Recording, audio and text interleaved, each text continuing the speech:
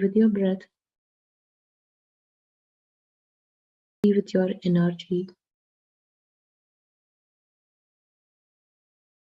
be with that true self.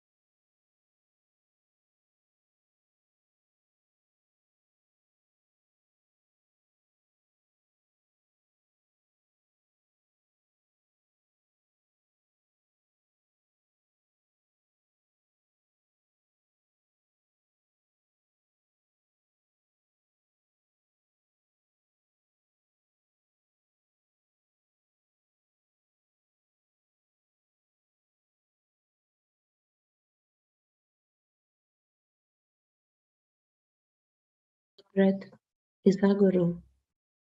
Our breath is our guide.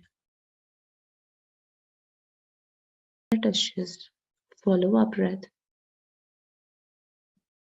to just know a little bit more about our own self.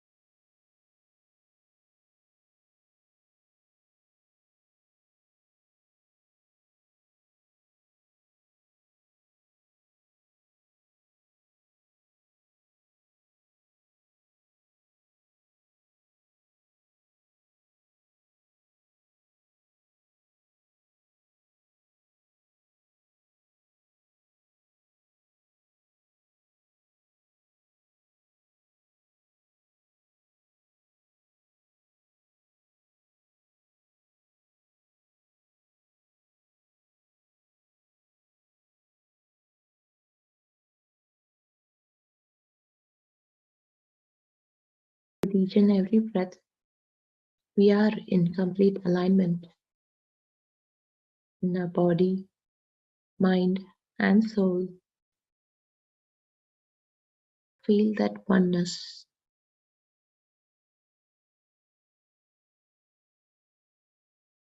Feel that energy inside you.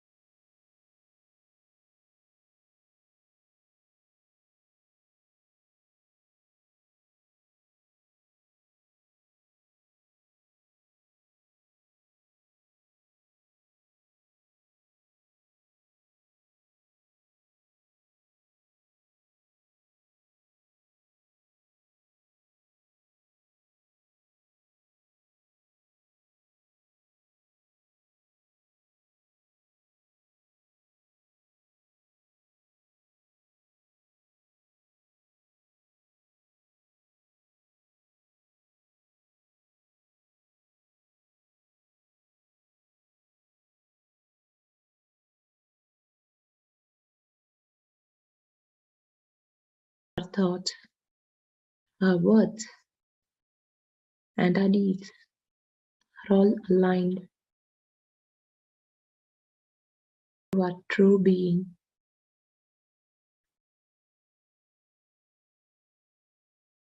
We are that oneness. We are that wholeness.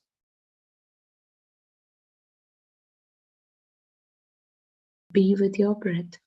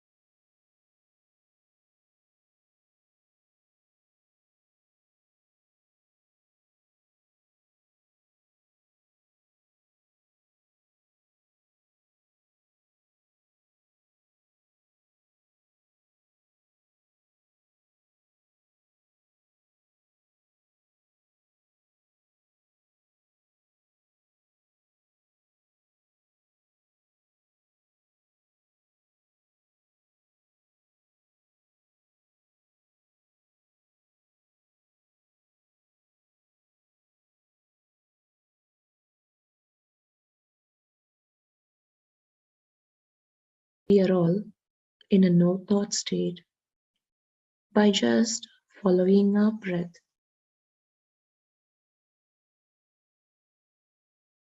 Be with your breath.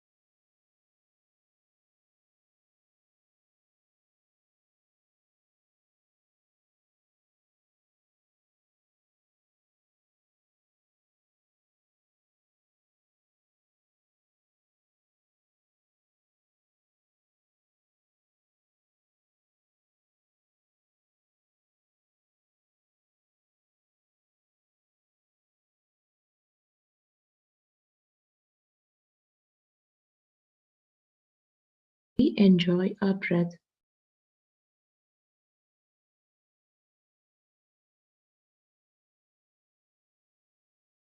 We become one with our breath.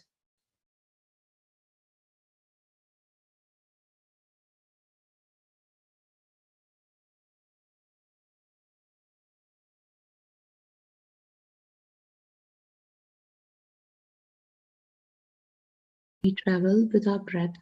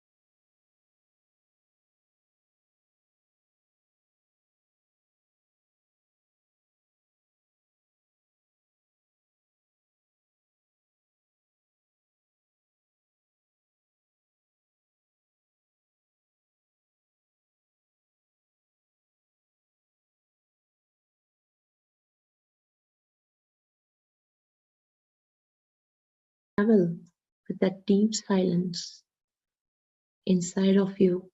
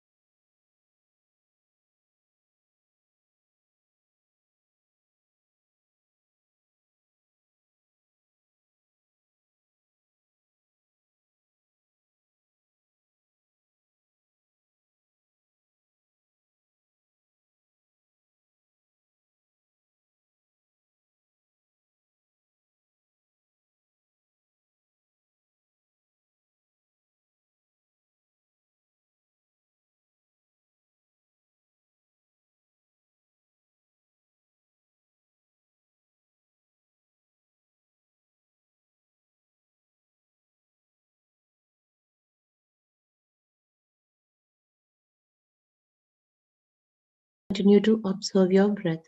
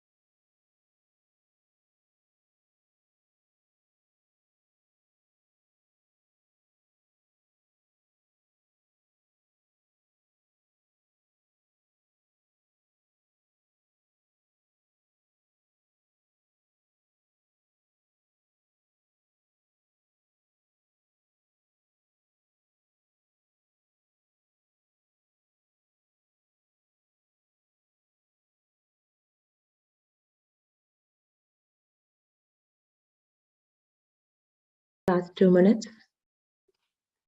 Continue to observe your breath.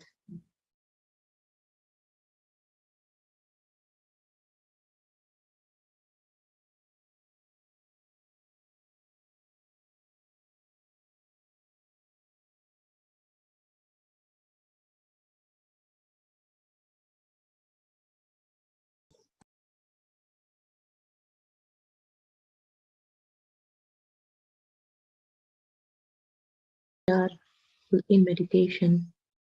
We are in silence. We are with our beautiful energies.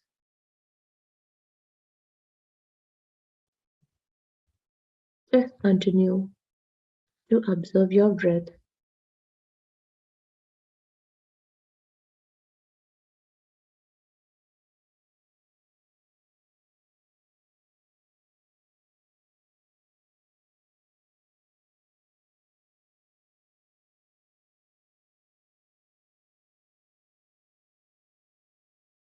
Ten, 9, 8, 7, 6, 5, 4, 3, 2, 1, 0. Now, gently place both your hands on your eyes for a few seconds and open your eyes whenever you're ready with that most beautiful smile on your face.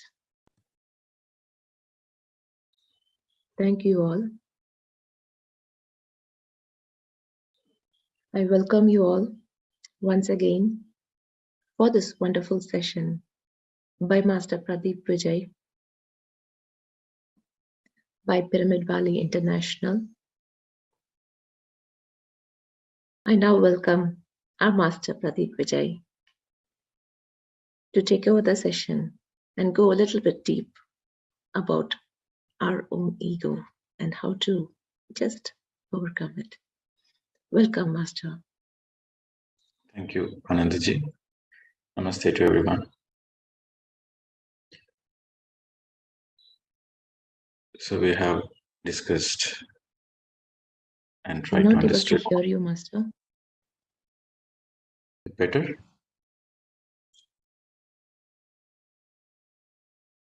Can you hear me?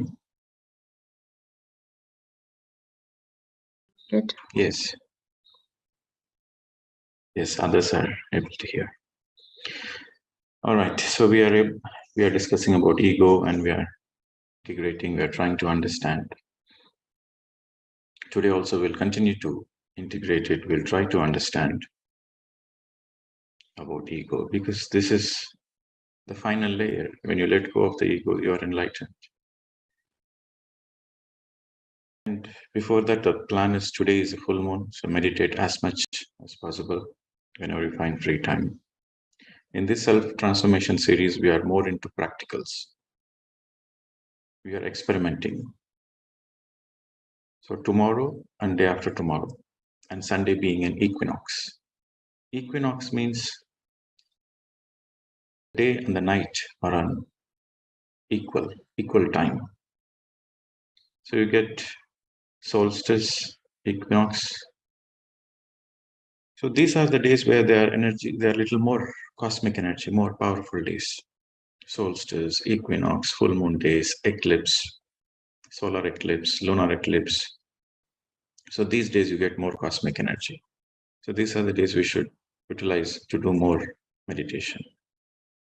So Saturday and Sunday, we will be experimenting more on mindfulness, silence. Try to be in Mauna for 2 days. Experiment and see how your emotions are flaring up. See how your thought patterns, notice your thought patterns. It's a great emotional detox. So Saturday, Sunday, we won't be discussing the theoretical subjects, but we'll be rather focusing more deeply on meditation and on our experiment on mindfulness, mainly mindfulness, silence, and I hope you're also practicing detox, where you're focusing on drinking more water and eating 1 or 2 times a day. Take more fruits, more salads, more juices, less cooked food. This will be the weekend plan, and we'll continue today with integration of what we have discussed so far with ego. Once again, ego is a feeling of your own self-created identity. And the attributes of ego are nothing but ignorance and arrogance. We are not here to condemn the ego. Ego we use when you are an infant soul, baby soul, young soul, mature soul. Through this ego, we have experienced a lot of things. Now, when you have entered into a whole soul stage, when the question arises, who am I? Who am I? That real identity. So when that question starts, you have to drop all your false identities. So this is the process of enlightenment. So from the time the question starts, who am I? Until the time you discover who you really are, it is the enlightenment journey.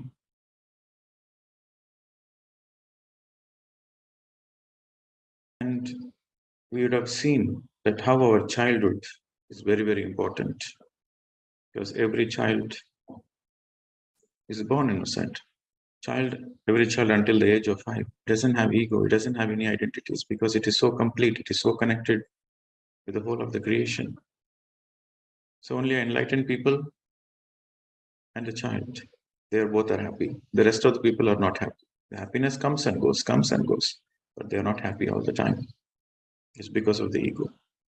So the more layers of ego you drop, the more you are happy in your life.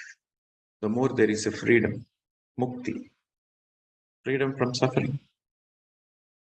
Because you are no more influenced with the external situations. Your joy radiates from within. Your happiness radiates from within.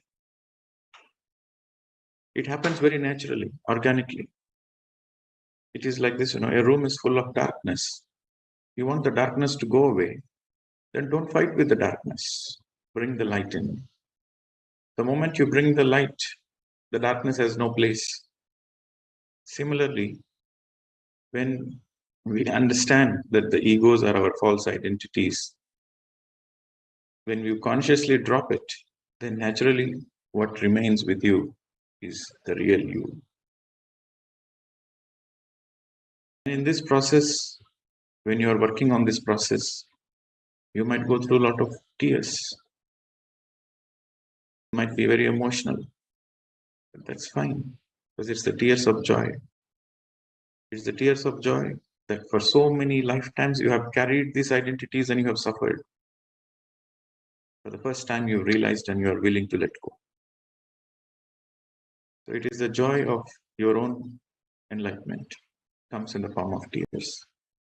You will be sitting and meditating, suddenly tears come. You will be practicing mindfulness, suddenly tears come. You are in the nature, suddenly the tears comes. That's fine. It is good. So let us integrate more about ego and how important it is. The children are taken care of. And we are not here to blame our parents. We are not here to blame the society, because they are the victims of their own past. So we have compassion. We have understanding that our parents have done their best. So we are not here to judge them. What we can do to our children, that matters. Spiritual parenting is not about you attending some workshops, spiritual retreats, workshops of how to be a spiritual parents. And then you are taking notes and then you are raising your children like that. Spiritual parenting is not about you reading books and trying to become good parents. That is not spiritual parenting. Spiritual parenting means you live a spiritual life. As parents, when you live a spiritual life, then children automatically they learn from seeing you. When you live an authentic life, we spoke a lot about authenticity. Authenticity is not being truthful to others. Authenticity is being truthful to yourself. So when the parents start living an authentic life, the child gets inspiration. The child naturally is authentic by birth. So the child will continue its authenticity because the children, they learn from the parents. They learn from what the parents do. The children never learn from what the parents say. The children always learn from what the parents do. So when the parents themselves meditate, when the parents themselves try to work on their ego, try to remove the layers and layers of their false identities, the parents are connected to the truth. That is the greatest gift you can give it to your children. That is spiritual parenting. You are letting the child to be authentic. Respect the child's wishes. You respect the child's soul plan. So only parents who are in the path of meditation, who are consciously working on their self-transformation, only they are eligible to go through spiritual parenting. So it's never late. You can always start from today. Past is past. Today is in our hands. And also we discussed about subtle egos, what we call it as spiritual egos. Sometimes you feel identified with yourself that I'm a spiritual person. It's also a spiritual ego, very subtle. So you need a greater degree of awareness. Sometimes it is a little funny that people in the path of spirituality, they identify themselves with that and they say, oh, I'm here to heal the Mother Earth. I'm here to activate the earth grids. I am the meditation teacher. I've been meditating for so many years. I'm a senior master. So that I, that's the identity. I am. Sometimes you might see the people saying, I am the CEO of the company. I am the executive director. No, you are not. That is not your identity. You are working as a CEO. So rather, a person who is conscious of his identity, he would say, I'm working as a CEO. I'm working as an executive director. So that's just a role. That's not you. Going through the social responsibilities, motherhood, fatherhood, you will not say, I am the mother of two children. No, that's not your identity. The children have come through you and you are going through the motherhood experience. So when you're able to see that that is not your true identity, whatever you are going through is your experience, but that is not you. So when you're able to detach yourself and able to witness that your real you, the real identity, is not what you do. It's not what you identify with the social responsibilities or your talents and skills. I'm a great player. I'm a musician. I'm an artist. No, you're not identifying with your talents and you're not identifying with your body. Not identified with the qualifications, your job. So when you're able to witness in a detachment, then you are peeling off the layers by layers by layers. And then once you are ready, then ego residue starts peeling off from all the lifetimes, what all the identities you had from all the lifetimes, the subtle identities, that also gets peeled off. Naturally, what remains is your core. It's you, the realization. Not so easy, but it's inevitable. Every human has to go through this. Once you are born on the planet Earth, you have to go through this journey, or else there is no completion. You have to be born again and again. You are stuck in the life and death cycle. It takes lifetimes. Definitely takes lifetimes for people. But it is possible. You can let go of it in one lifetime also, if you are sincere. If you are sincere, you can let go of it in one lifetime. With the right attitude, the right practices. When you are absolutely sincere that you want to know the truth, and there is a lot of fire inside you that I want to know the truth at any cost, and you are self-disciplined and you are sincere, you're regularly meditating, and you're practicing mindfulness, and you are in the path of the truth, you are in the path of ahimsa, and you learn from all the people, you're always open-minded, you always learn from others. You're always, any experience in your life, your focus is, what can I learn from it? That should be your attitude. Whatever the experience in your life, any challenging experience, any bitter experience, you become a witness to that experience, and your focus is, what can I learn from it? If you're having this kind of attitude, then enlightenment comes to you. You don't need to search for enlightenment. All right, friends. So today, yesterday, there were a few questions left. So people who want to ask questions, people who want to share their experience, please raise your hands. And we will quickly integrate whatever possible. And today will be the final integration of ego. So we have done ego 1, ego 2, ego 3, 3 days. Today, let us integrate. Okay. So there is a gentleman raising the hand in the video. Mr. Hariharan. Yes, sir. You need to raise the hand through the digital, but you can unmute. Mr. Hariharan, you can unmute. And click on the unmute button.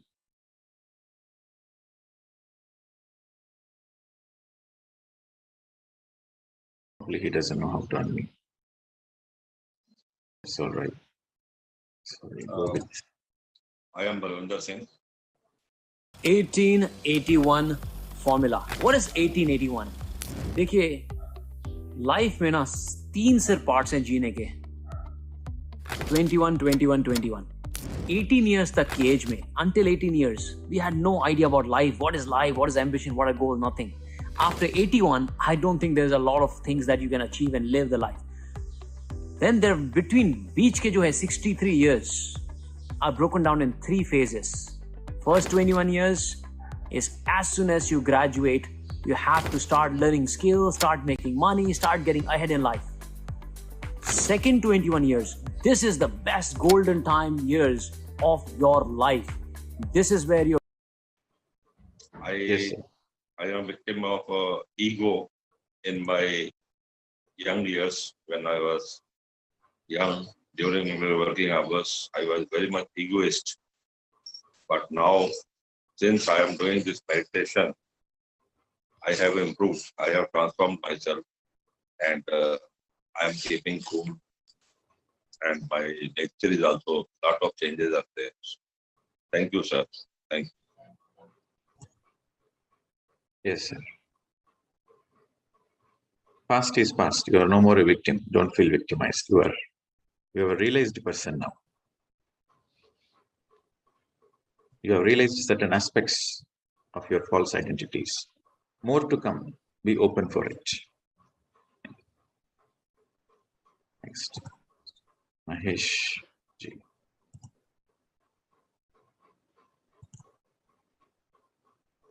I am Mahesh Patel from New Jersey. Pranam to you. Thank you very much for this great session, a great understanding of a very difficult subject, ego.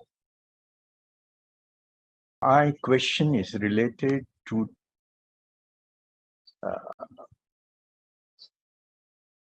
a very recent incident, last 3-4 days, relating to superiority complex and inferiority complex. May I relate this incident so that you can understand my query? Can you be short and precise, sir? Yes. Yes. This person has a very high superiority complex. Mindfulness at its peak, successful in each and every aspects of life. And the mother-in-law passes away in India on a visit to India in a very, very short notice of cancer. The husband leaves immediately because they wanted to bring her back. And the wife of this lady wanted to follow, booked the ticket. On the day of her leaving, the father-in-law says, "You can't come." And then the total superiority complex broke into pieces. Passive aggressiveness, self-sacrificing, because it was a matter of manipulated authority over her, self-sacrificing and narcissism. So my question is, it's a contradictory. A superiority individual having certain traces of inferiority complex.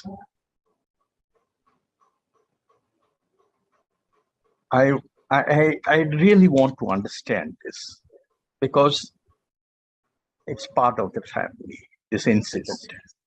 I understand. So this is the nature of the ego. So ego is a feeling, right?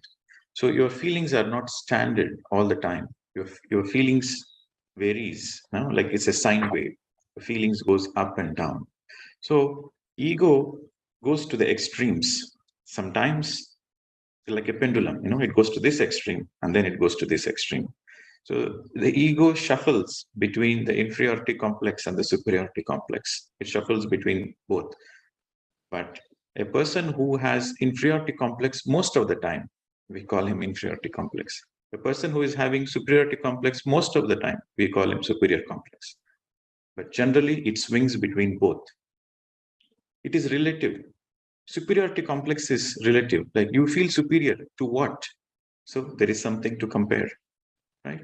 So for example, you are a millionaire and your neighborhood is not so rich. So you feel great. You feel, wow, superior about it. I have achieved something. But then when you see billionaires, you feel inferior. So it is relative.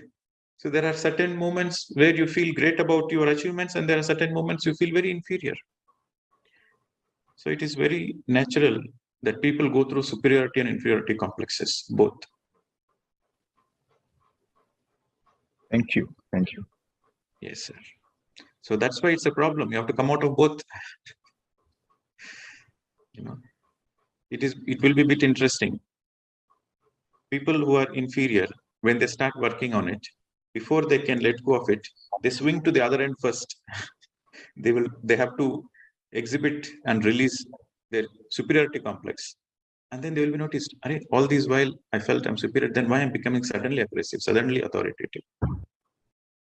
Look, if you're a business owner, then please, please, please don't make this mistake. Hey, this is Amit here, and after having coached thousands of entrepreneurs, I can say that most business owners want to do all the work by themselves, which is a huge, huge mistake.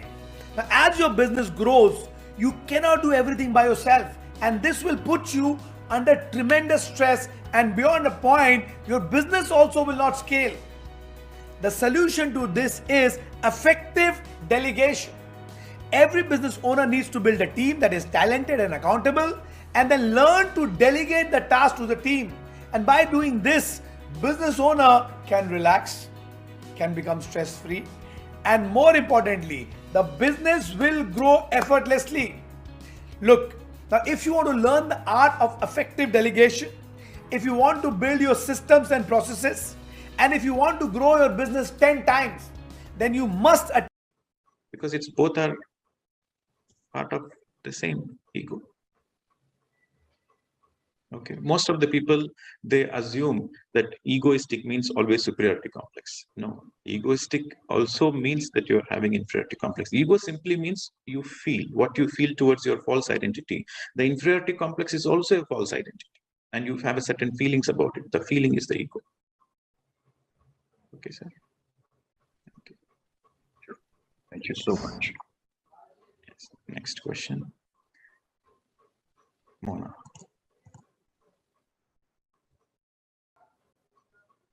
Hello, Pradeep ji. Namaste. Yes, madam. Yeah, Yes, madam. this is Miss This is Mona again from Malaysia. All right. You mentioned that ego is a feeling about our own self-created identity. Right. What about when, let's say that you dress up well, and then you want to look presentable. Like ladies normally we want to look good. We put up some makeup, and you want to look good. You want to feel good. Is there anything connected to ego? You are dressing well. You want to make sure you are presentable. That's all fine, as long as you are not attached to it. If you see, I'm beautiful, when you dress up well and you want others to appreciate you, you keep on asking others, oh, is my dress nice? Am I looking good today? Or if somebody says you're looking very beautiful today, you feel so happy. And if somebody says, oh, you don't have much of a dressing style, I think you're a little old-fashioned. If somebody comments, oh, I think you're a little old-fashioned, then you feel hurt. As long as your feelings are vulnerable to others' opinions, you are stuck in the ego. But rather, you want to wear a clean clothes, you want to be presentable, and you are doing it for your joy, and you're not identified with it. And somebody comments, you have a smile, say thank you. And somebody has a negative comment, you'll say, oh, thank you. Because you're not affected by it. Because you're never identified with your body in the first place. You are never identified with your clothes in your first place. You got the difference? See, you can be a CEO of a company. You can be a millionaire. But as long as you're not identified with it, as long as you're not affected by the external situations, then it is okay. Right. You got it? Got it. Thank you so much. It's very subtle actually. Why you want to dress up in a certain way? That is the question. Eh? I think you have to mute him. All right. You got it, Mona? Yes, got it, Master. Yes, thank you. All right. So next, Vamshi. Yeah, good morning, sir. Actually, I had a couple of questions. One is like... Where are you from, madam? Please introduce us. I'm sorry. I'm Vamshi from Hyderabad. And actually, I was about to ask you regarding this the same question you have answered before. Like, is it possible for the same person to have superiority complex and inferiority complex at the same time? Not at the same time, exactly. It's in presence of some other person. You can have it at the same time also. Simultaneously happening. Okay. You can have it that also. Is more complex, I think. Yeah, simultaneously. Yes, it is very subtle. And actually, I got it answered from your answer. Good. And the second question is like, I'm surrounded by people who are like, whom I have thought like they are ego free. They are egoistic or ego free? Ego free. Okay. It felt to me like they don't have any kind of ego and all. But then I could sense this spiritual ego. Within you or with them? Within them. Within them. Okay. So that affects you? Very badly. Mm-hmm. So there's something to look inwards. Okay. So you have to thank them that they are triggering your ego. One person's ego triggers another person's ego. Is it really possible? What is really possible? One person's ego triggering the other person's ego. It's a fact. Okay. When you are stuck in an ego, when you come across another egoistic person, that triggers your ego. Because ego is nothing but feelings, right? So your feelings are transmutable. So what you feel, it transmutes because it's a feeling, frequency. Now, when somebody is having a lot of spiritual ego and they're feeling very great about themselves, they're feeling very special about themselves, and that feelings comes and hits you. And you might be feeling great, or you might be feeling low. So that troubles you. As long as you are with your own false identity, the external ego troubles you. Okay. See, even in the marriage relationships, if one partner is superior complex and the other partner is inferior complex, they gel very well. Whatever the husband says, the wife will be very happy. The wife will feel it is the duty of the wife to listen to the husband. Right? So the wife will be very happy about it. But if the wife is also having superiority complex, then the clashes come.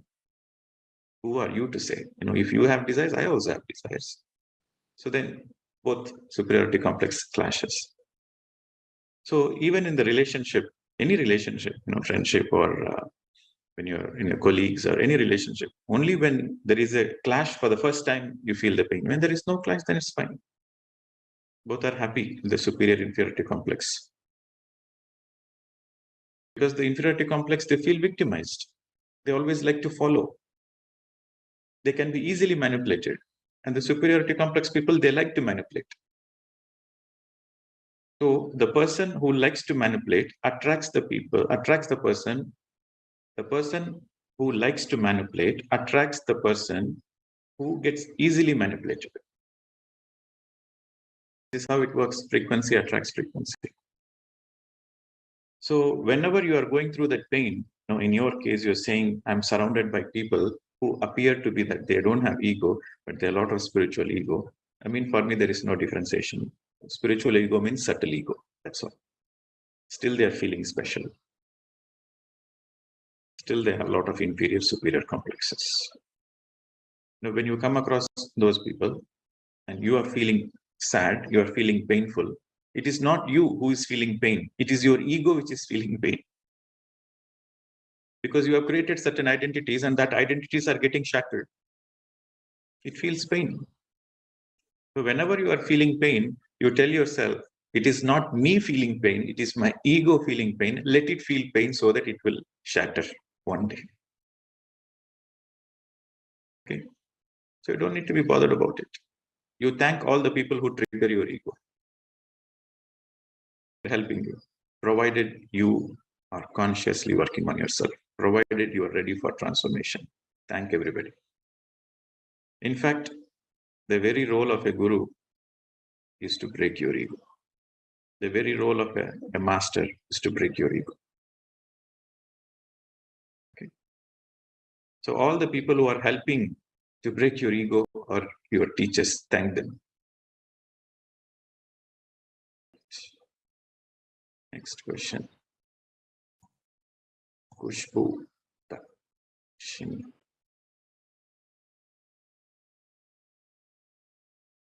Unmute. Hello.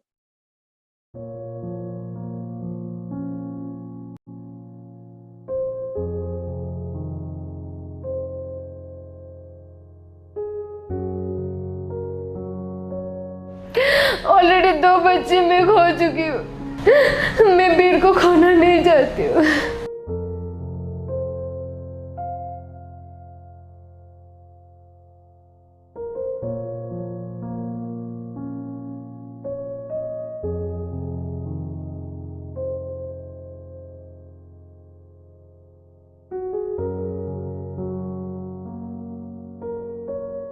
मैं बहुत ही ज्यादा प्यार करती हूँ राजवीर को। राजवीर का कुछ हो जाएगा तो मैं नहीं जी पाऊंगी। कब राजवीर के साथ क्या हो जाएगा वो पता नहीं है हमें। मुझे पता है बहुत मुश्किल है, लेकिन आप सब अगर मदद करेंगे तो राजवीर सही सलामत वो वापस आ जाएगा अपने लाइफ में।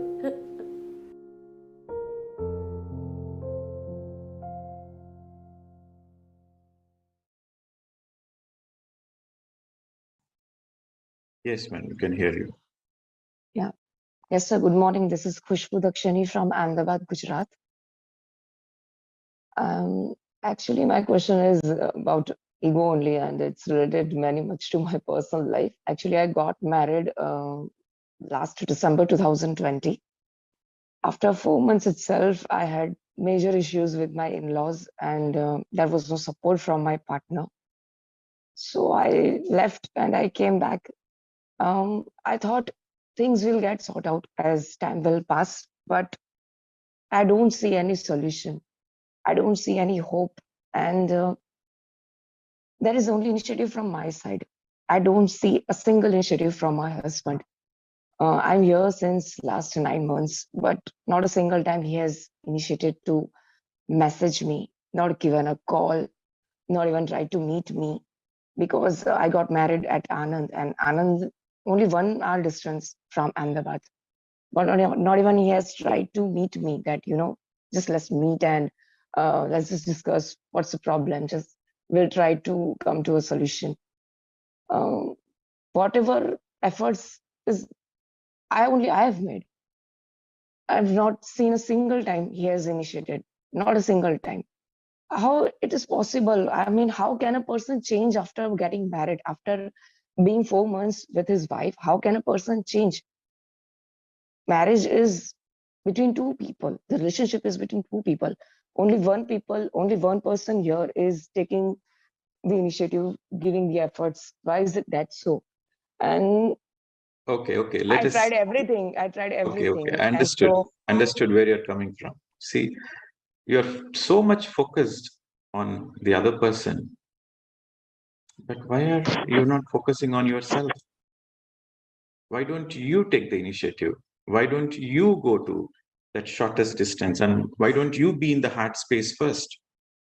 See, when you are in the heart space, it triggers the other person also to be in the heart space. And first of all, I have to answer the question, why did you attract that person in the first place? Who attracted it? Somebody forced upon you? No, you attracted that person. Of course, unconsciously you are attracted, but why? There is a reason. Frequency attracts frequency. Why you have attracted such arrogance as a partner? Because you also have the same arrogance. Frequency attracts frequency. When you change from inner, you can see the change from the outer. This is the problem in all the relationships. They don't take responsibility. They always blame others. I'm such a nice person. They feel they are a nice person because their parents always said they are a nice person.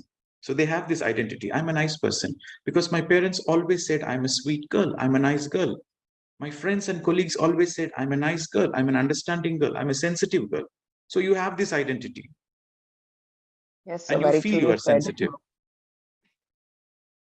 And then the real test comes in your relationship. Intimate relationships are litmus test. And you try to blame others. Actually, I'm a very nice person. I'm a very sensitive person. I'm a very understanding person. My partner is not understanding. The blame game starts. This is the ego. But sir, only I'm making efforts. There is no. Yeah, you assume only you are making efforts, right? So the answer is look within. Look within. There is no smoke without fire. You have attracted you are in a certain relationship. You have attracted that relationship because there is something for you to learn. So go inwards. Focus on the lessons to learn. Do more meditation. If you want solution, stop all the blame games. First of all, you stop the blame game. Do more meditation. Become a better witness. That will help you to handle the relationship in a better way, taking responsibility. You going and telling your husband, yes, there is a mistake on my part as well. I'm also equally responsible for this situation. Let us sit and let us sort it out. And I really love you. I want to be in this relationship and I'm very authentic about it. Let us work together. If you speak from your heart, then every man is ready to be in that space. Sir, I already tried. I had yes, cried a lot. You already tried, but it is not enough. It is not enough. That's what I'm saying. Sorry, also, I told him to meet also, but See, you saying sorry from a space of ego doesn't make any difference. That's what I'm trying to say. You have to be authentic in your heart space. Okay, I'm not here as a marriage counselor. This is a spiritual session where we are discussing about ego. And it's not so easy. I'm saying it takes lifetimes for the people to look into their ego. So what I'm trying to say is, go within, meditate. You are equally responsible for whatever the situation you are in. That is the truth. But sir, he is only showing There me is no ego. but. There is no but. Truth is truth.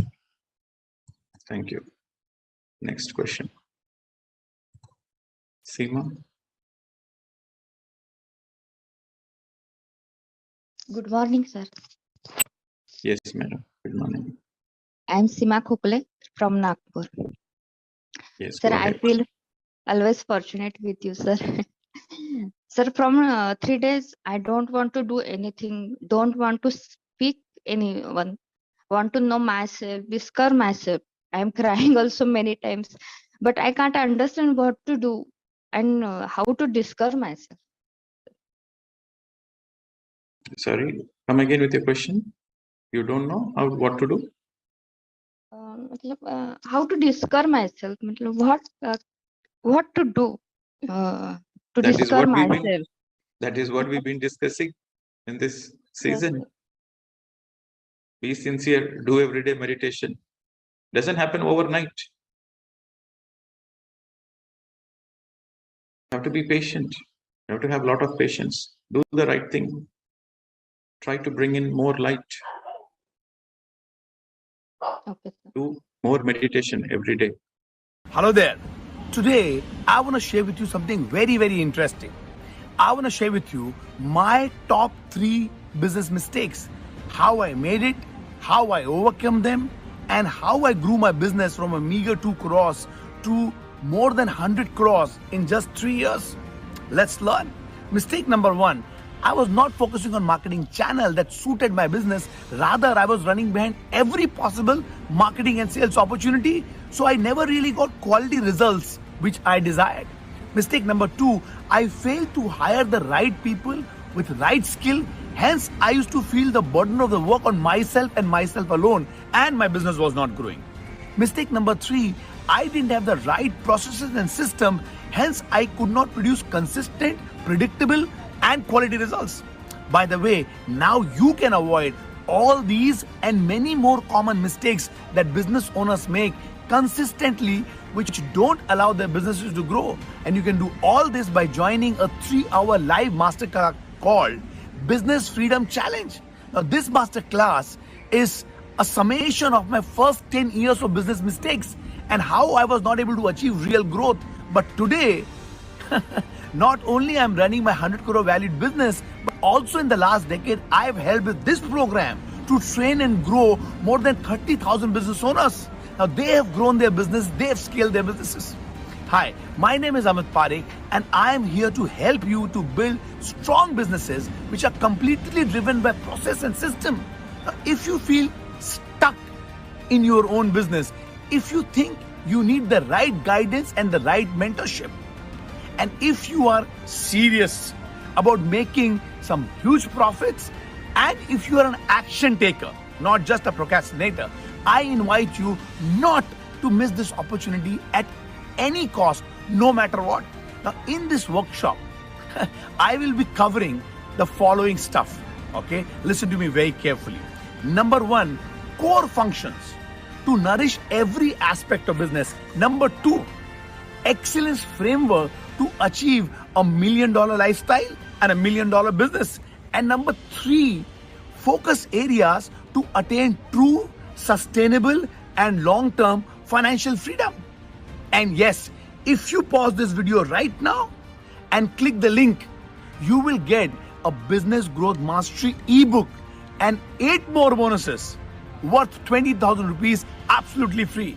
The program cost is not even 999, but only 999. That's rupees 99. So what are you doing here? Go and grab your spots and I will see you in the workshop. Cheers and good luck.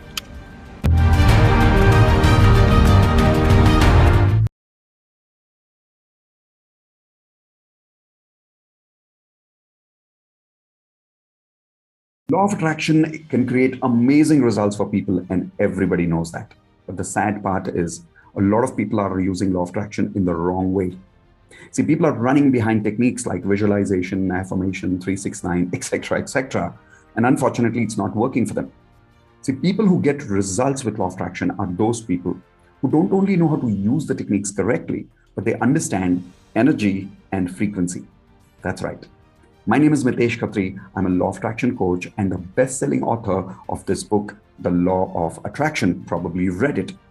Now, I have personally used law of attraction to attract amazing results in my life. My entire life works on law of attraction. And I've also trained more than 4 lakh students all over the world to attract amazing results using law of attraction. I want to share this entire course with you for a limited period of time, completely free, when you register right now. When you click on the link below and you register for this free course, I will meet you live. That's right. It's not a video. I will meet you live and I will share 3 things with you about law of attraction. 1, what is the magical science that makes law of attraction work? Yeah, we really need to understand the science behind it. 2, why law of attraction doesn't work sometimes. Like sometimes it works, sometimes it doesn't work. Have you experienced that? During the course, you'll understand exactly why it doesn't work. 3, how to make it work with scientific techniques at 10 times more speed. See, one part is to make law of attraction work, but really making it work for us at 10 times more speed. That's what I'm going to share with you during the law of attraction course, completely free when you register right now. So take that step quickly, register now. My name is Mitesh Khatri. Once again, I'm a law of attraction coach, and I look forward to serving you, to helping you attract amazing results with law of attraction by meeting you during this live course completely free. I'll see you there after you register right now.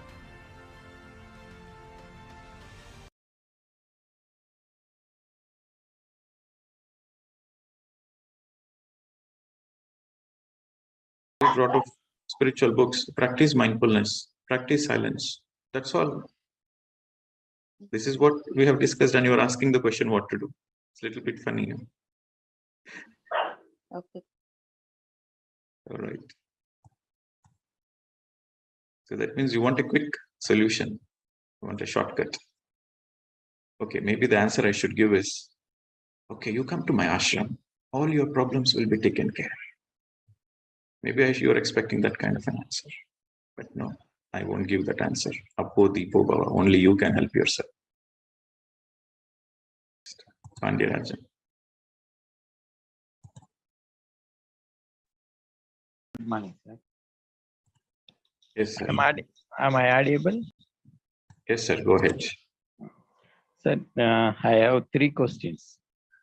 3 questions, one by one, sir. Where are you from? I am Pandirajan from Chennai. Okay. Sir, regarding the guided meditation, initially I was comfortable with the music and guidance, but now I am getting a lot of disturbance. I am unable to do the meditation, and I am finding very difficult. My guided meditation is only for beginners. Once you know how to do meditation, guided meditation is only for the people who don't know how to do meditation. So they need guidance for 1 or 2 meditation sessions. Okay. But once you know how to do meditation, you don't need guided meditation. And in fact, you should not get involved yourself. You should not become dependent on any guided meditations. Spirituality is all about having the freedom, having the independence. You should guide yourself in meditation. Okay, thank you, sir. My next question is regarding the ego. See, I'm practicing meditation since 1994. I was in heartful meditation. I was initially doing the heartfulness. Now, from September in this year, last year, I have joined this and I feel it is very good, the mindfulness. But I feel that I am like old soul or evolved soul. I can assess myself. Now, where to start dropping the ego now? Where to start? Dropping the ego. Is it the right time? Because ego is very useful for the young soul and old soul also. But after evolving, after attaining or reaching the evolved soul, how to drop it? If you have the quest to know the truth, if you have the quest to know who you are, what you are, that is the time you have to let go of all your false identities. Okay. Right, sir. Now, my third question is, I was in Air Force, so I was non-vegetarian. After leaving the service, I joined in the meditation group and I left all non-vegetarian food for about 20 years. But immediately my medical problem started because the hemoglobin level has dropped very low.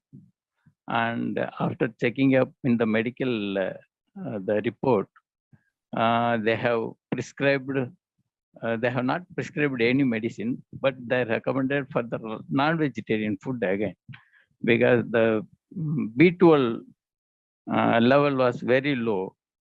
So we all come across all those. now we come across all those things. So go with the questions. That is my question. How to come out of this non-vegetarian and see, when you go to ignorant people, they will give you the solutions which are ignorant and untruthful. So don't take the opinions of the people who don't know themselves. See, the doctors, they study only atoms and molecules. They don't know prana. They don't know life force energy. The doctors themselves admit that they don't know many things. So these B12s, these vitamins, and if you're concerned about it, then you have to take the examples of how the yogis in Himalayas, they are living for hundreds of years. And how the people who are living on prana, there are more than thousands and thousands of people. There are more than 20,000 people on the planet Earth who are living only on prana, breath. So they don't take any food at all. What happened? What about the vitamins for them? Where do they get it? So this is the subtle science. So whenever you are eating any food, and when you're consciously, mindfully eating that this food is going to nourish me, so that very thought will enrich what all you need for your physical body. It's all psychosomatic. Okay. So that should not be the reason for you to go into the ahimsa. Then you are going the backward direction. You see, you don't know something is wrong and you do that act, that is still a bad karma for you. What you give comes back to you. But you know something is wrong and you still do it, then the intensity of the karma is very high. You have to pay severe consequences. Once you know that something is wrong and you're still doing it for any XYZ reason, the mind always tries to manipulate. Okay, so don't get into it. Because I am not really interested in that. But you understood, you got the answer. Yes. Thank you. Yes. Thank you, sir. So next, Anil. And for the people who raise their hands, please come on your videos. People who are on the videos, they will be unmuted. Very good morning to you, sir.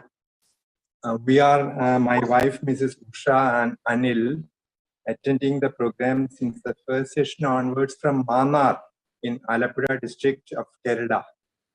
Our humble prostrations before the Master and all the members of this team. Rather than asking a question, I want to share an experience.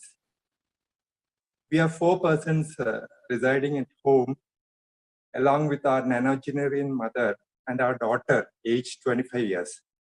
With my wife going to office daily except on Sundays and myself retired from service since last May, I am forced to clean our household utensils after lunch as my daughter dislikes the work. Previously, I used to curse myself for doing the cleaning work, as I was not at peace with washing and cleaning utensils.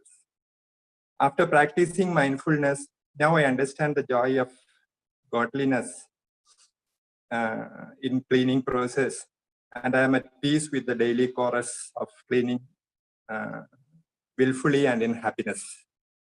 Thank you team once again, and with prostrations before the divine guru in the master. I'm signing out. Thank you, sir.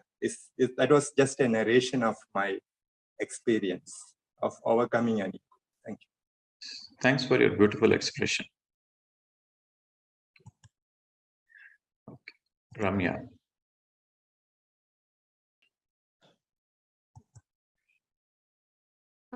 Hello, I'm Ramya from New Jersey. I have two questions regarding ego, both related to ego. So one is about the superiority feeling with respect to ego. So sometimes when we accomplish something, we feel good about our accomplishment. Is that a good aspect? That's my first question. Is that okay to feel accomplished? I mean, we don't expect somebody else to praise, but at least to yourself, to ourselves, we feel good about what we did today, what I achieved. I learned something.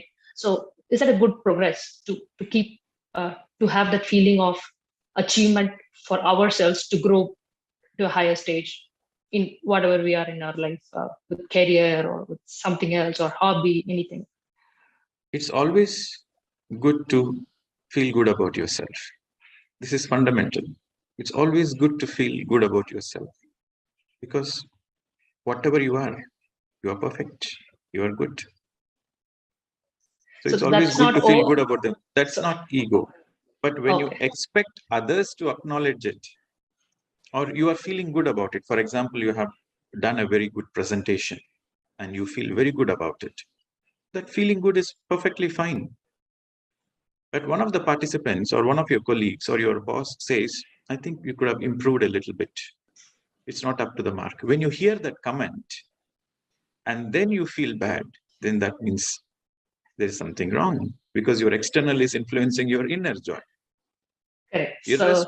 Irrespective of outside comments or outside influences, you simply feel good that you have done your best. This is perfect. This is karma yoga.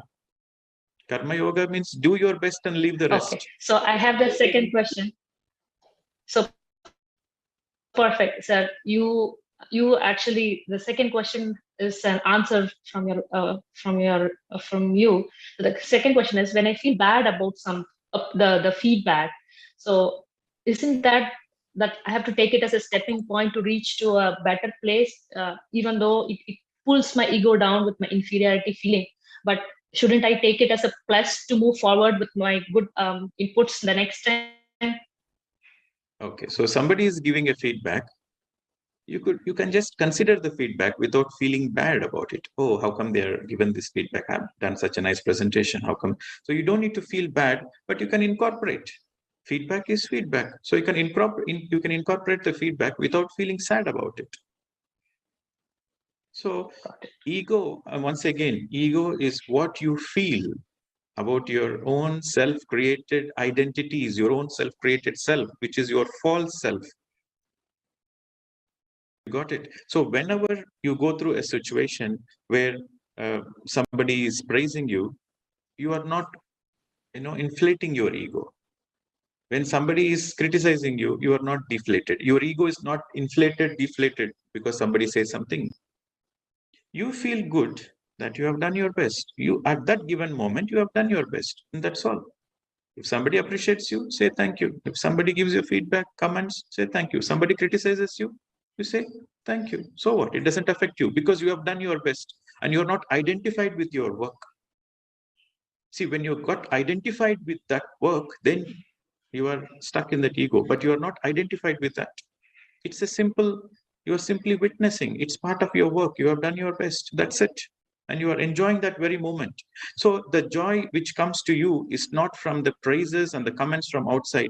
The joy which comes to you is while doing that work, while doing that presentation, while doing that seminar, the whole process is joyful for you. And you are least bothered about outside opinions. So that means you are a karma yogi. So that means you are out of ego.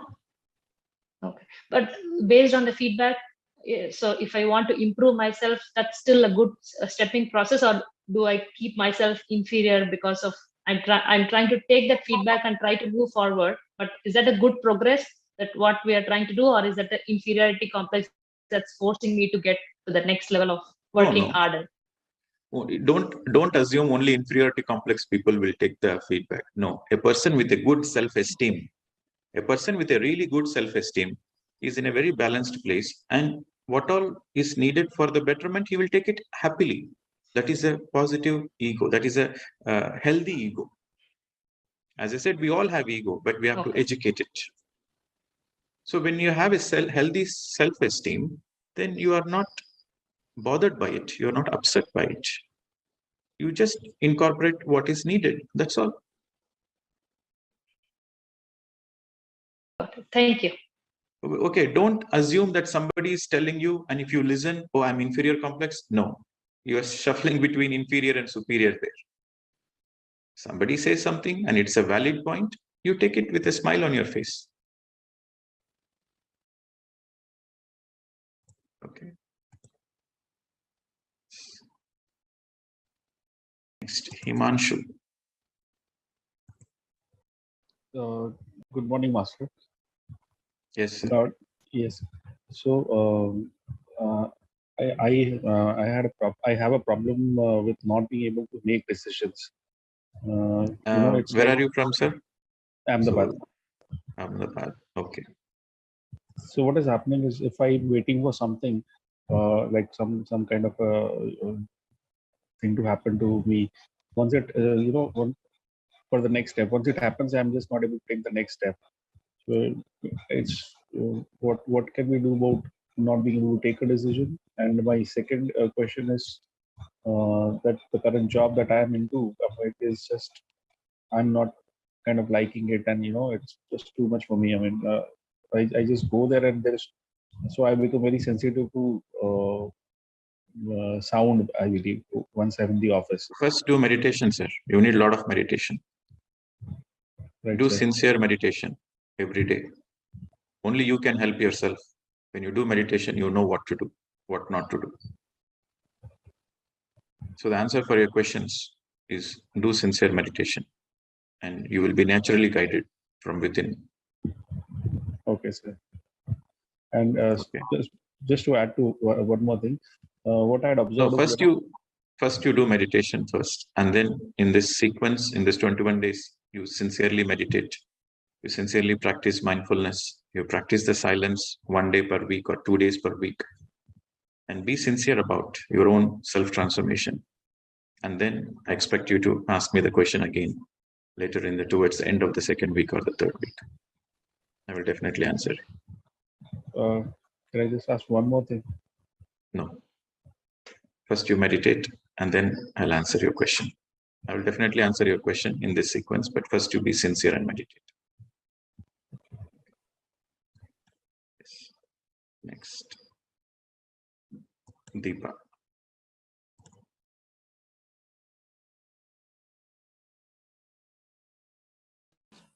Hello. Am I audible, sir? Yes, madam. Go ahead. Hello.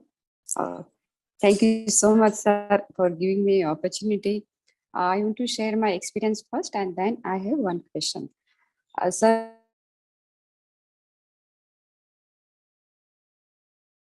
I think, madam, your signals are weak. I can't hear you. Can you check your network and come back again? We'll take your question. So next, Adit Agarwal. Hello. Yes. Hello, sir. Yes. Good morning. Sir, am I audible? Yes, Adit, go forward. Sir, very, very good morning and much gratitude to you. Sir, I am Adit Agarwal. I am from Delhi. And many of my questions are already answered in your previous sessions, but one question still remains, sir, from yesterday's teaching. You taught about the residual ego. So you taught also that, residual ego is mostly for the superiority complex, because, it is good to carry that kind of a feeling from the previous birth when you're a king or warrior or a minister. So still you said that 90% of people are suffering from an inferiority complex. So is this a residual ego, or is it cultivated in this lifetime? No, residual ego. Residual ego means the ego which is coming from the past lives. It can be either superior or inferior. ego means it is either a superiority complex or an inferiority complex. Okay, so it's not necessary only your superiority complex comes as a residual ego. Sometimes you have taken many lifetimes as a victim. For example, you are a slave, or you are financially not well, or you're always dominated by others, and you are powerless in many lifetimes. So that becomes your identity.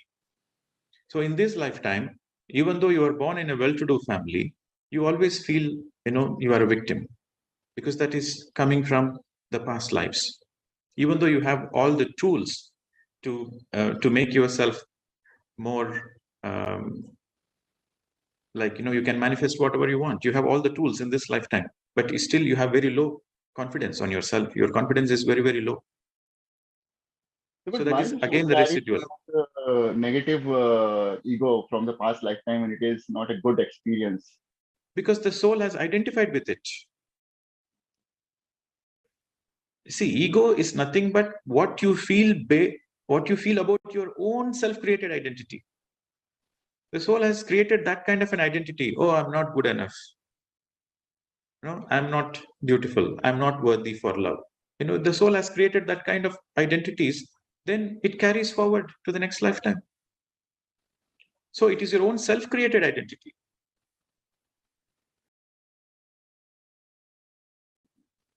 You're clear, sir? Yes, sir. Thank you, sir. And sir, one more thing, sir. I was always wondering, we came here to learn the lessons, and all the situations, all the people, every instance in our life is here to teach our lessons, and which is already planned by our soul, and it is in soul contracts. So sometimes I don't really understand that if this situation has come, what it is going to teach me. Any example, like disease, relationships, or financial, whatever. How to understand that what it is going to teach me? That's why you need a lot of meditation. You need a lot of witnessing. You need a lot of awareness. And what you need to learn doesn't come from your mind. You cannot analyze from your mind what is the lesson I need to learn. When you empty the mind, you see the lessons are from the soul. It's a soul lessons. The soul wants to learn the lessons. So that's why meditation becomes very important. When in meditation, you empty your mind. When you empty your mind, your awareness. See, for most of the people who are non-meditators, they're stuck in the body-mind consciousness. But when you start meditating, then your awareness comes back, goes beyond your body, your awareness goes beyond your mind, and your awareness is on the soul, yourself. So the moment your mind is empty, your awareness by default goes to your heart, yourself. So when your awareness is in yourself, connected to yourself, then you realize the soul lessons. Soul lessons are not something to be analyzed. Soul lessons are something to be realized. So that's why meditation becomes very, very important. For you to learn the lesson, many people think, I learned the lesson. They analyze, they use their mind. Oh, this happened, that happened. Okay, so analyze it. Okay, this is the end result. Maybe this is the lesson. No, that's not right. Soul lessons are when your mind is totally empty, you realize, okay, this is the lesson I need to learn. That realization comes from within, out of nowhere, without you making an effort. That's why meditation becomes necessary for enlightenment. It's not a choice. Beautiful, sir. Beautiful. Got the answer. Thank you. Thank you so much, sir. Yes. Next, Nitin.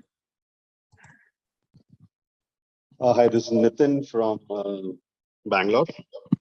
I had a question. So while meditating, how do I know whether the message is from the mind or from the soul? Okay, this is a very interesting question. How do you know you are in love?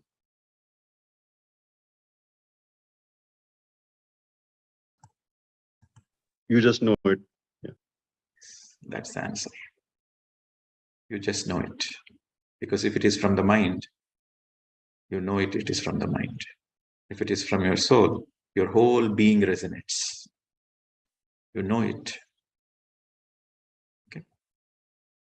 So don't be confused. And sometimes, this is a misunderstanding people have. Sir, I got an experience in my meditation. I think there is a message in it. How do I decode the message? Or you say, okay, I got a dream and I feel there is a message for me in the dream. How do I decode it? If you are getting a message from your higher self, from your soul, or from higher masters, it is their job to make sure the message reaches you. Okay, if I have to send you a letter, I have to send you a parcel, a courier, it is my responsibility to make sure it reaches you, not your responsibility. So when you receive something, a message, when you receive a message, that means you realize something, you have a certain understanding. That's what it means. You are receiving a message simply means you have a certain realization, you have a certain understanding. And without you making any effort, and you realize something, that is the message for you from your higher self. And when you try to make an effort, when you try to use your mind, when you try to use your intelligence to decode it, then you miss the point. That's not the message for you. Even you got the message, you will mess it up. Okay. Got it, sir? Thank you. Yes. All right. So next, Savita.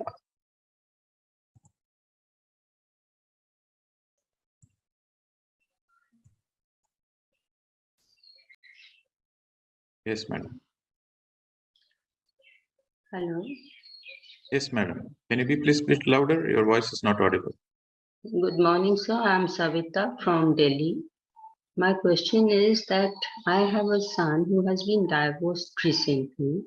Now, I always feel that I have not been a good mother, a mature mother rather, because of circumstances he had been away from me during his schooling. And now I find myself that I could have stopped it. I feel guilty because I have no issues with either my daughter-in-law or my son, but because of their separation now, I feel I could not be a mature and a responsible mother. How do I come out of this guilt? I have inferiority complexes. I felt when you told yesterday about the superiority of the inferiority complexes. I feel I cannot, do a certain thing. I cannot reach my goal. I leave it within. I mean, after a few days, I'll do a thing, then I will stop. But now, since I've started meditation since last 2 years, I am continuing it. And I'm realizing that this is my drawback. I have to come over it. Your very realization that you are having certain complexes, the very identification is the key. Since you have identified it, 50% of the problem is already solved. Now, another 50%, you need to do a little more meditation. Be patient, have patience. And it's more important that you don't feel guilty. Guilt is like a poison to the soul. Okay. You cannot take responsibility for others' affairs. You can take responsibility only for yourself, not for others. You have to understand that you have done your best. Whatever the situation, you have done your best. Past is past. What you can do best today, that is in your hands. Past is not in your hands. Past is past. Gatam gatam. So what you can this moment is in your hands. So focus on that. And the moment you feel guilt, any kind of guilt, immediately take it off, immediately erase it. You tell yourself, I don't need to feel guilty, I have done my best. The moment you allow the guilt energy to come in, it takes over you, it poisons you. So you have to be very, very careful. Okay, madam? Thank you, sir. So, Ritesh. Yeah, namaste, sir. Namaste to all the masters. First of all, thank you, sir, for bringing such an interesting topic. It's really very interesting topic, this ego. In my case, I have observed that ego comes when I do a series of good karma. Now, theoretically, I understand that this good karmas, I am not doing the good karma. I am being used as a medium to do the good karma. And for practical understanding, I am also aware that I need to increase my awareness level, that I am just being used as a medium to do this good karma. So until the time that happens, could there be a scientific explanation of this fact that I am not doing the good karma, and while I am being used as a medium to do the good karma? Is a scientific explanation possible? Yeah, that's my question, sir. Who is asking the scientific explanation? Your soul or your mind?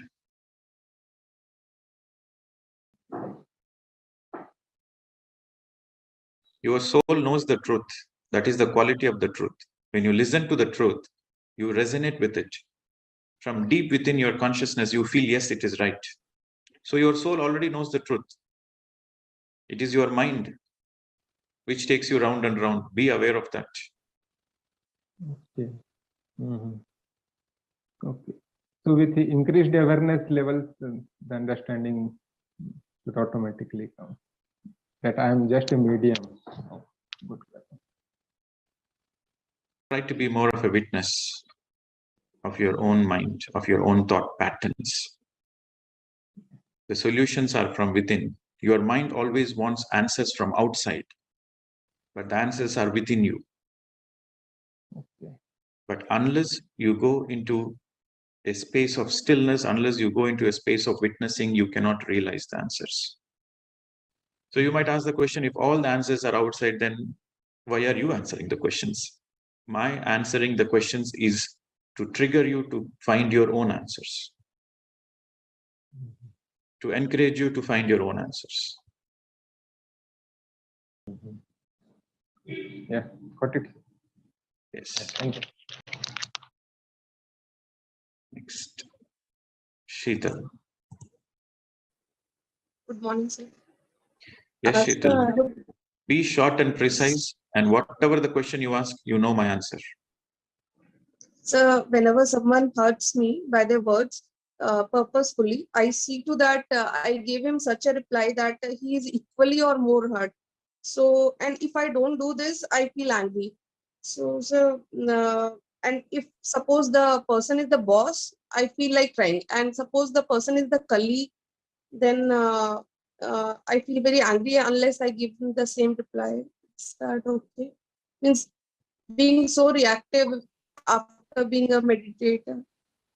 Yes, because when you react, when you give tit for tat, your ego feels good.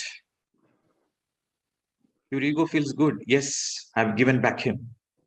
Your ego feels good. I'm not vulnerable. I'm not weak. I'm equally strong, because that is what your identity. And your ego feels good when you give the reply back in the equal way. But if it is your boss, you cannot give back because you know you will lose your job. So that's why you are going in between this. You see, you have to understand, if you want to work on your ego, you should come out of the reactive mode. Don't react. If you really work on your ego, and if you really want enlightenment, don't react. Respond to the situation. To respond to the situation, you need a lot of awareness, you need a lot of witnessing. When somebody tries to hurt you, you don't react. Take a deep breath and just see what is happening within you and what is happening around you. Is it necessary to react or not? There are many times you don't need to react. You just need to respond. Somebody says, oh, Sheetal, you did such an ugly thing. You never did your work properly. You don't need to react. No, sir, I did my best. No, you don't need to react. You respond. Okay, I heard you, but give me in details where exactly I went wrong so that I can improve upon myself. I'm ready to improve, but give me details. So that is responding. Try to respond, not to react. That is more important. Got it? Yes. So one more thing, sir. So during journaling, when we write lot of thoughts, I'm scared that if it gets manifested, like we should write it in a positive way, so that it happens See, once. I asked you to do the journaling of, for example, if you are in Mauna practice, you want to express You are motivated to express, but you cannot express because you are in silence. So that time you write the thought and you say, okay, whatever is the thought, whatever is the emotion, you're writing down and you're saying, it's okay, fine. I have addressed you and I'll get back to you. So that you are offloading your burden so that you are not stuck in that loop during that Mauna practice. Okay, but you might feel a certain agitation, you might feel certain emotions in that point. But when you have addressed it and later on when you go back to it and say, oh, now I don't feel it. Now I find it very silly. But at that time I felt silly, but now I don't feel silly. So what you do, what all the negative things you have written, you tear the paper, tear it into pieces and say, okay, I let go.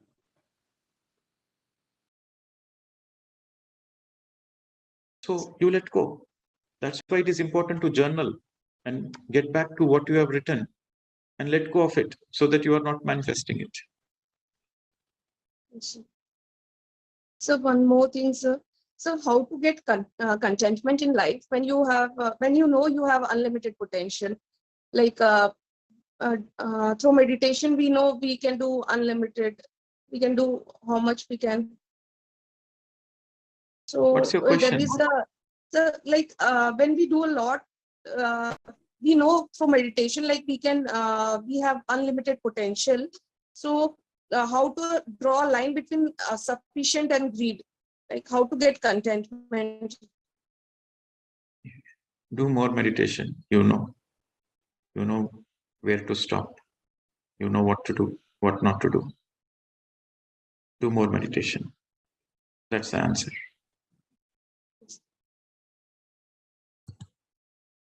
All right. So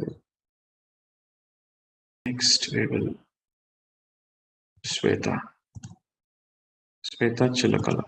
Please on your video.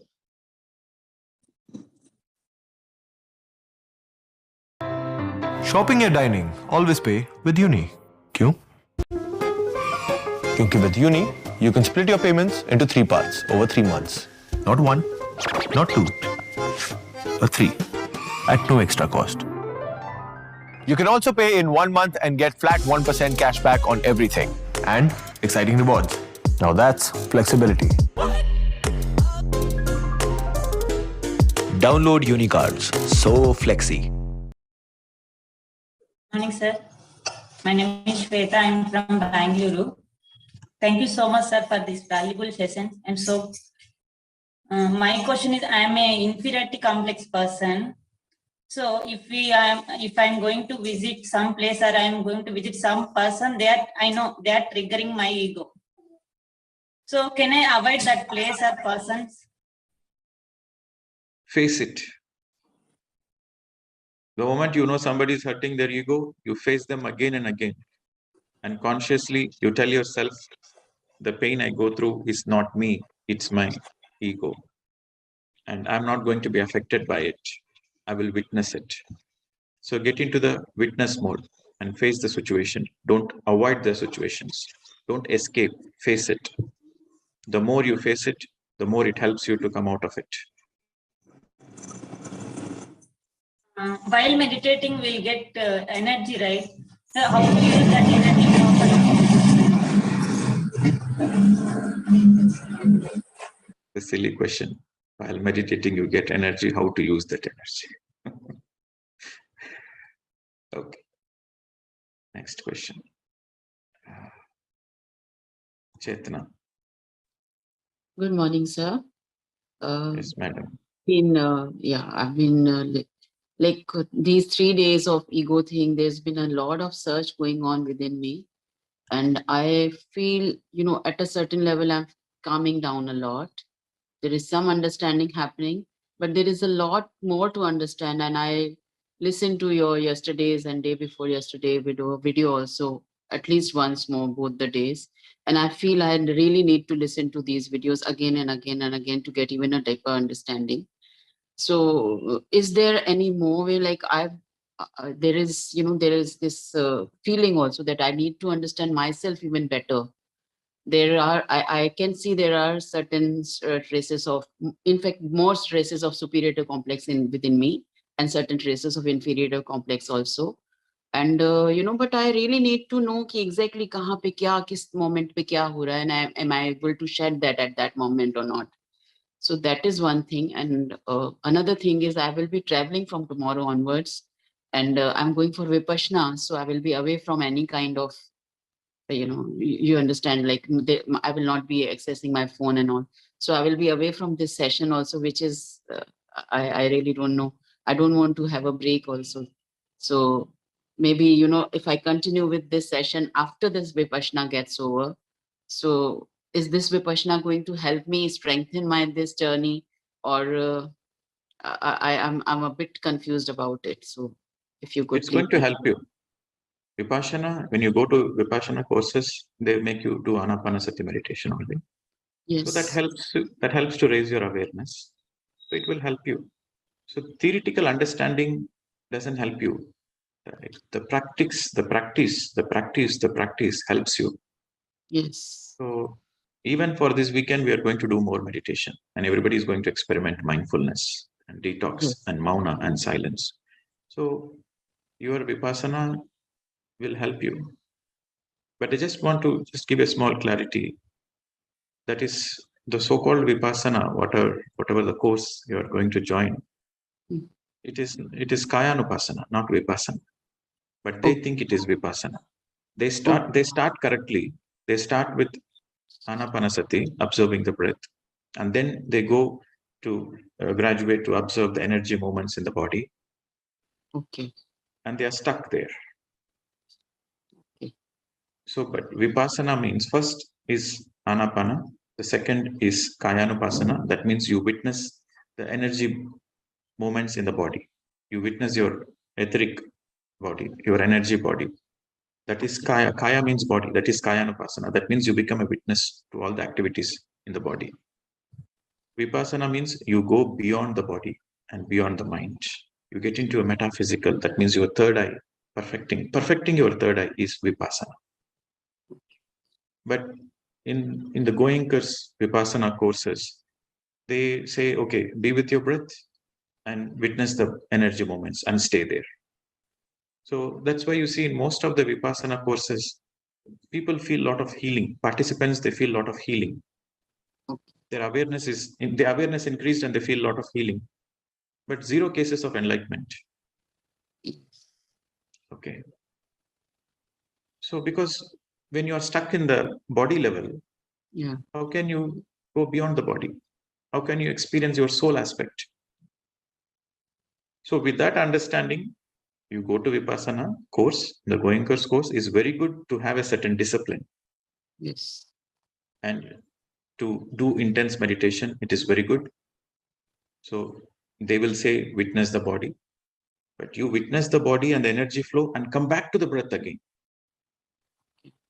If energetically something is happening within your body, you witness it, but come back to the breath. Again and again, come back to the breath. In that way, you are going to utilize the Vipassana course to the fullest possible extent. Yes, sir. So for me, this is my first ever Vipassana thing. And whatever meditation, in fact, I've been doing very regularly since I joined you. And otherwise also, after this session also, I try to do at least once or twice a day. So, but my thing is, so that in that way, like my regularity has just started, from past 1 week since I joined you. But the attention is still, drifting very, very badly here and here, there. I have That to is make a natural lot of for effort. everybody, madam. That is natural for everybody. Yeah, Okay, so it takes a in lot that of practice. sense, in that sense, like Vipassana is going to be a little, for me, as a first step, is going to bring a little more discipline into me, perhaps. No, Vipassana helps everybody. Vipassana is a nice course. It helps everybody. Yes. But the only thing which is missing is you have to come back to the breath. They begin the right way, but they finish on a wrong note. Okay. So when you are able to come back to your breath, the finishing should be observing the breath. The beginning should be observing the breath, and the finishing also should be observing the breath. So then you are totally detached. You are in the present moment. You are detached from your body. You are detached from your energy body, physical body, energy body. Then you can access the subtle bodies. Yes. Then your third eye becomes, the perfection of the third eye happens. You understand yourself. The realization happens. Thank you so Okay. much. Thank you. All right. So we'll take Pushpu Dakshini again.